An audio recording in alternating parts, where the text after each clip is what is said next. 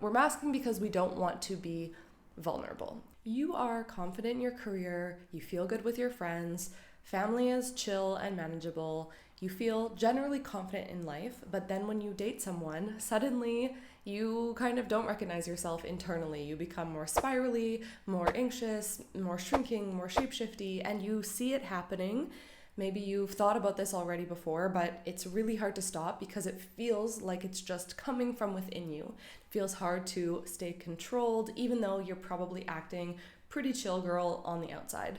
This is what we're going to talk about in this video. We're going to talk about why this happens and how you can be so capable and confident in the rest of your life, and then having a little crush can basically shatter your confidence and ability to stay calm and grounded, because it's actually super normal and it's actually really traceable back to things that are happening on a nervous system level. So confidence in self and confidence in life doesn't always transfer to confidence in relationships, because they're kind of in a different place in our psyche and in our nervous system, and we could also say they're in a different place in our chakras. So if you've heard of the chakras, different energy centers of the body, our self, our ego, our confidence is actually in the solar plexus, which is right at the bottom of your ribs.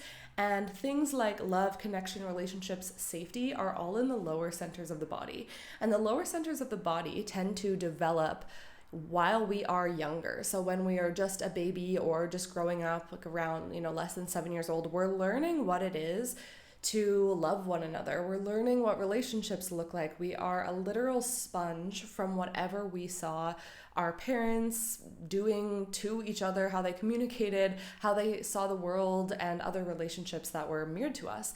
And more often than not, we end up with not the best imprint of what love is and what relationships are. And then we end up as an adult who has all these stories, who doesn't feel safe in her body, who maybe feels scarce in love, who feels like love is hard to find, or there are no good men. And we parade around with these stories that lead us to feeling really not confident when a man comes into our field. Or maybe we have some worthiness stuff.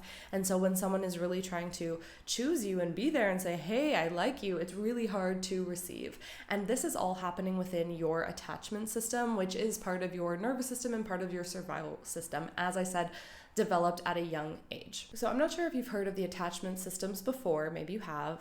Anxious, avoidant, disorganized attachment. Maybe you resonate with anxious attachment, maybe not. It's all good. But what people don't really explain well when it comes to anxious attachment is you can be completely fine in the rest of your life until intimacy and connection and vulnerability are part of the story. That's when the anxiety gets triggered. That's why you can be completely confident, relaxed in other areas of your life, but when it comes to this, it becomes really hard. And you might be like, Johanna, actually I'm anxious in all the areas of my life, and that's okay too. I actually, after working with hundreds of women, developed a quiz. We'll put that in the link description for you, and the quiz is, which anxious attachment type are you? One of the archetypes is called the calm and collected overthinker, which is probably you if you've resonated with the video so far, where you're confident in every other area of life, but then relationships bring up anxiety. If you feel anxious in all areas of life, you might be something more like the sensitive soul or the affection enthusiast. So you can take that for free in the link below.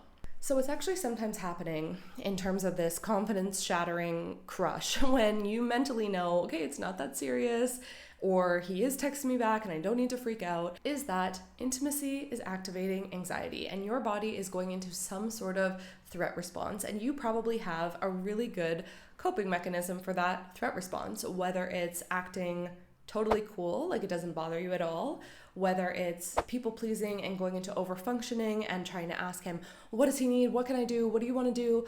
Really trying to sort of gain control over the relationship and initiate everything.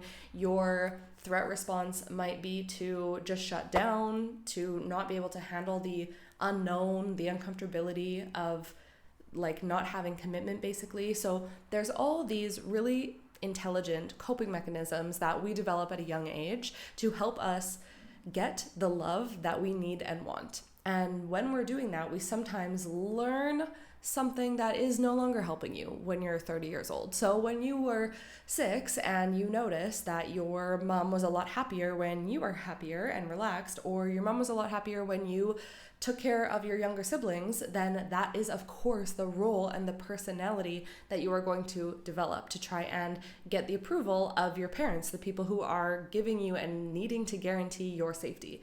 But then fast forward 20 years, all of a sudden we have these tendencies and these things that we do that actually maybe push people away or have show up as like really weak boundaries or poor communication or not being able to receive.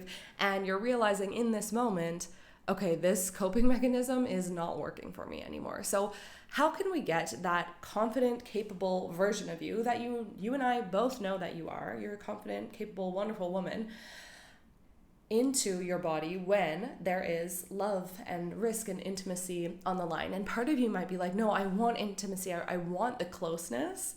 But if you look a little bit deeper at that, usually we are masking a little bit of we're masking because we don't want to be vulnerable. And so you might want closeness and you might want to show that you can be exactly what he needs you to be and perform a little bit for what he needs. But beneath that is this part of you that is scared to be rejected, scared to be vulnerable, and that is actually the place within your body. Let me give you this quote. The mind is in every cell of the body. Well, we think that our mind is just in our brain, in our head, between our ears, but the mind is in every cell of the body. So that's why I talk a lot about the whole body. And what we want to do is be able to bring a safety and a security into your whole body in this moment. So how can we do that? Building safety in the body usually does not come through trying to convince yourself in your mental chatter not to freak out. So logically, as I said, you know that just because he didn't text you back does not mean the world is ending, does not mean he's going to break up with you, but yet your body is freaking out. And so when we try and say, I shouldn't freak out, I shouldn't be so crazy, I shouldn't feel insecure, that usually doesn't work for very long. You've probably tried to do that, and then 5 minutes later, you're spiraling in the same thing again. What we're looking for is actually going into that sensation in the body. This is called somatic work. This is all I teach in my programs and in my membership, which is linked below. It's called Becoming Her. And Becoming Her is it's literally what we're talking about. It's bringing this part of you, the confidence that you already have somewhere in your body actually, and being able to hold that and be online with that when you're still interacting with super hot man. So building safety in the body does not come through just trying to change your mind. It comes through finding the place that doesn't feel safe and soothing yourself in that moment. Again, this cannot just be done through thinking about it. It has to be done through experiencing somatic work. But the easiest little taster that I can give you is to just notice when this lack of confidence thing happens. You can probably feel, it's usually for most people, it's in your chest or it's in your mind. It feels really chaotic. There's this urgency to it. And when you breathe into that, you might notice, oh, there's some emotion here. I actually feel really sad.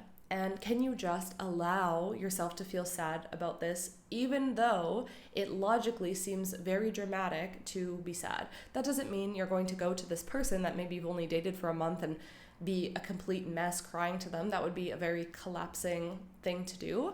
It probably wouldn't be actually getting...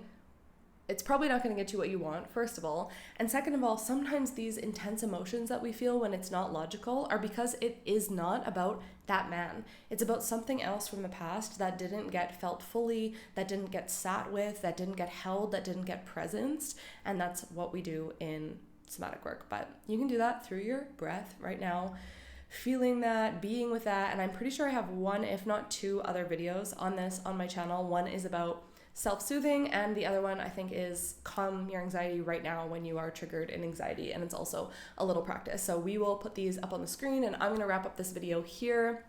Just know that highest expression of yourself that you are in day-to-day life or in whatever area of your life that you feel the most empowered, the most you, is a version of you that can be brought into your relationships. It just takes a little bit of nervous system work, a little bit of healing on a nervous system level, and tending to yourself and your needs to help that part of you feel as safe and confident as the rest of you. Hope this video was helpful. Let me know in the comments, and I'll see you in another video.